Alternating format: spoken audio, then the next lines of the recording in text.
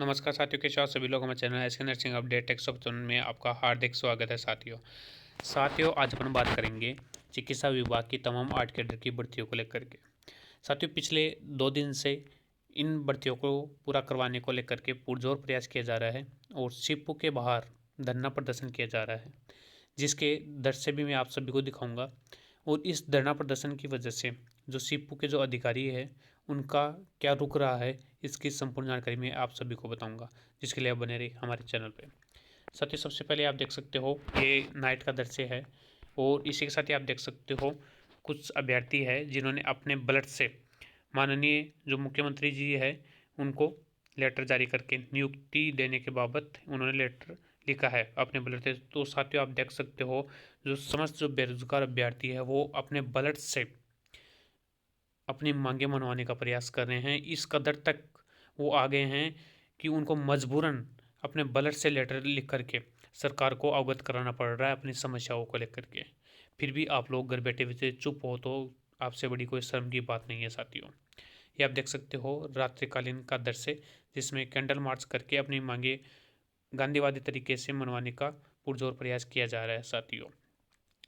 ये रात का जो दृश्य है और इसी के साथ ही आप देख सकते हो खाने पीने की व्यवस्था का जो प्रबंध भी है बिल्कुल सिपू के वहीं किया गया है और टेंट वगैरह बिल्कुल पूरी व्यवस्था की गई है।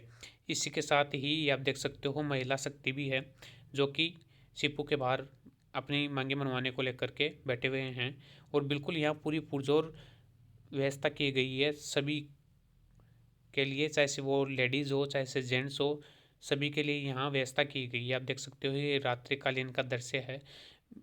तो एक बार ये आप सभी दृश्य देख लें, इसके बाद में मैं बताता हूँ आपको संपूर्ण जानकारी साथियों।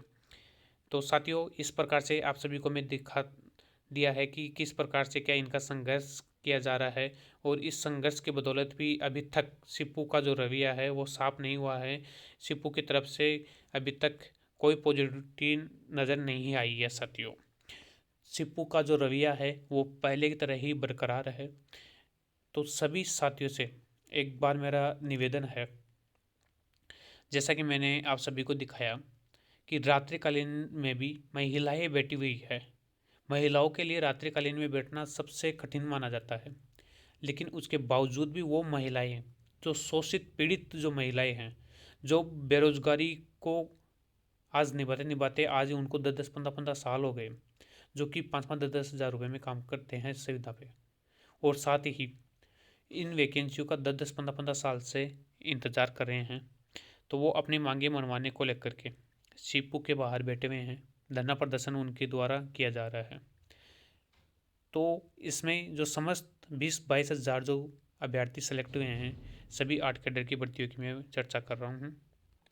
तो साथियों जब तक आप अपनी मांग मनवाने को लेकर के संघर्ष नहीं करोगे तब तक कोई जीत हासिल नहीं होती है।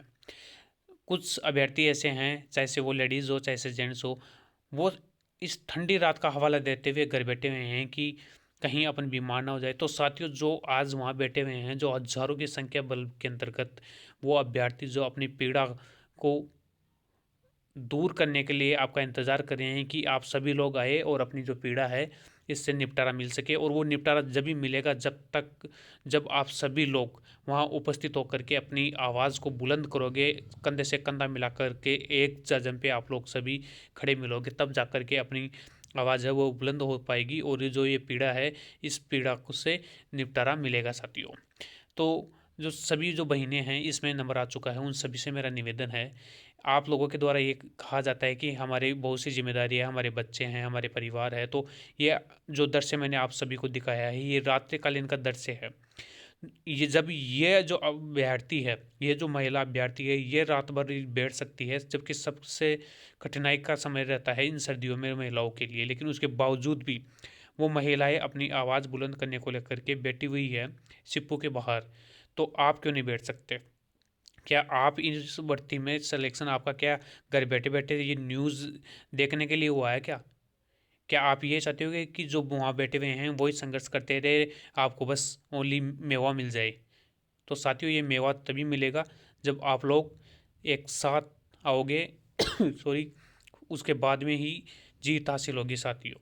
ऐसे बिखरने से जीत हासिल नहीं होती है। जब सभी कैडर के लोग वहाँ इस ठंडी रात में रात भर इंतज़ार कर रहे हैं, और दूसरी चीज़ ये, आप सभी के साथ में वो पूरी व्यवस्था कर रखी है उन्होंने खाने पीने की, रहने की, उसके बावजूद भी आप लोग वहाँ उपस्थित नहीं हो रहे हो, तो कितनी शर्म की बात है। आप लोग अपनी मांग नहीं मनवा सकते।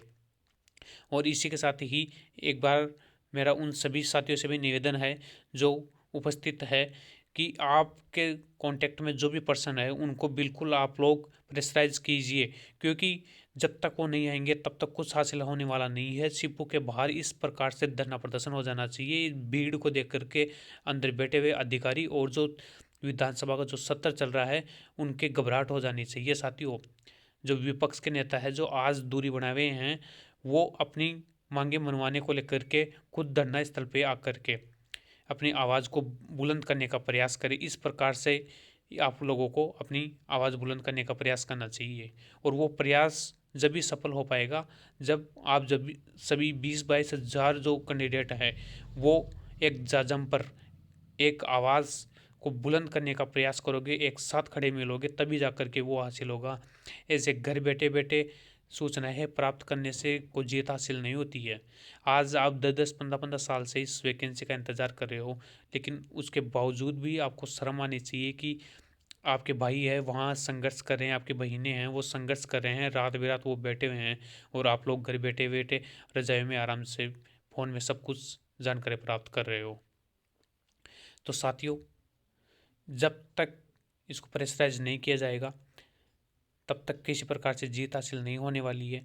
आपको मैं बता दूं, अभी तक सिपो के द्वारा किसी प्रकार से कोई पॉजिटिव रिस्पांस नहीं आया है, ना ही किसी मंत्रियों के द्वारा या अधिकारियों के द्वारा कोई पॉजिटिव रिस्पांस आया है। और ये जो पॉजिटिव रिस्पांस है ये तभी आएगा जब वो आपकी जो 2,000-3,000 की जो संख्या बल है उसको बढ़ा करके 20-25 हज़ार की संख्या बल हो जाए। साथियों, जयपुर के अंतर्गत इस प्रकार से 20-22 हज़ार आप लोग यदि पहुंच जाते हो तो माहौल ऐसा हो जाना चाहिए कि हो क्या रहा है, तब जा कर के आपकी जो आवाज़ है उसको उठाने का मज़ा आएगा।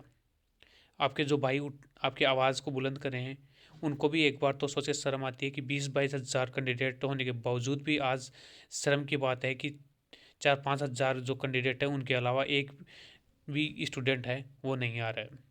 तो एक बार मेरा सभी उन बहनों से और सभी भाइयों से निवेदन है कि अपनी हक के लिए, अपनी आवाज़ उठाने के लिए आपको घर से निकलना पड़ेगा, और आप सभी अपने साथ में निकले, अपने दोस्तों को साथ लेकर के अपनी आवाज़ को उठाने के लिए, जीत हासिल करने के लिए, आपके परिवार में खुशियाँ लाने के लिए। ये 2024 के अंतर्गत जिस प्रकार यदि आप करा पाते हो इन वैकेंसी को, तो आपके परिवार में सोचो कितनी खुशी आएगी। और जो घर बैठे हुए हैं जो सूचनाएं प्राप्त करें, मैं उनको बता दूँ, यदि जॉब लगते हो आप लोग तो आपके जो 60-70 हज़ार रुपये आएंगे, तो तब तो आप बहुत जल्दी ले लोगे उनको। तो जब आप उसके लिए आगे आ सकते हो तो आप अपने हक के लिए आगे क्यों नहीं आ सकते? जबकि इस ठंडी रात में आपकी बहिनें वहाँ बैठी हुई, आपके भाई वहाँ बैठे हुए हैं। आपकी आवाज़ एक को पंख जब भी लगेगा जब आप सभी लोग वहाँ उपस्थित हो पाओगे। तो साथियों, आपकी आवाज़ को पंख लगवाने के लिए आपको वहाँ उपस्थित होना पड़ेगा, तभी जाकर के सफलता मिलेगी। एक बार पुनः मैं दिखा दूँ साथियों, जब जो लेडीज़ है वो ये बोलते हैं कि हाँ हमारे लिए व्यवस्था नहीं है, या फिर हम लेडीज़ है हम कुछ कर नहीं कर पाएंगे, तो जब ये वहाँ बैठ सकते हैं, ये अपनी आवाज़ मनवाने को लेकर के संघर्ष कर सकते हैं, ये खुले आसमान के नीचे यदि ये ठंडी रात में वहाँ बैठ सकते हैं अपनी आवाज़ मनवाने को लेकर के, तो आप क्यों नहीं आ सकते? क्या इनके बच्चे नहीं है क्या?